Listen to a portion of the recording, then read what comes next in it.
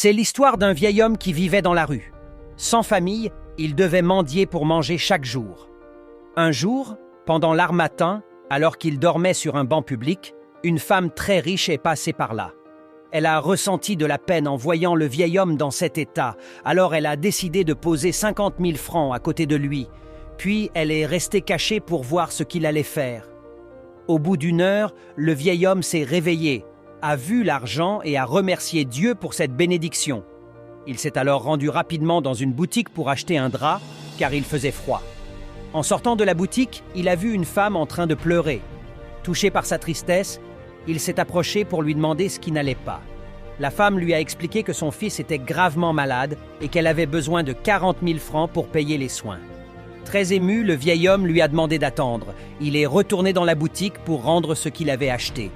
Ensuite, il est revenu voir la femme et lui a donné les 40 000 francs. La femme, surprise par sa générosité, lui a demandé d'où venait cet argent.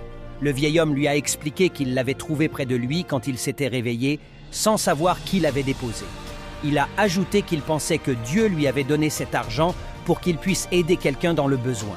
La femme, très touchée par son geste, lui a dit « C'est moi qui ai mis cet argent près de toi. Malgré tes besoins, tu as préféré aider quelqu'un d'autre. À partir d'aujourd'hui, tu vas vivre chez moi.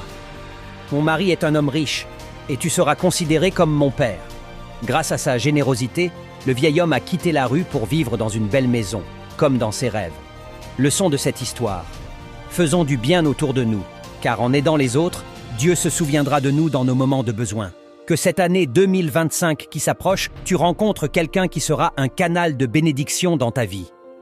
Si cette histoire t'a touché, tape Amen, partage et abonne-toi.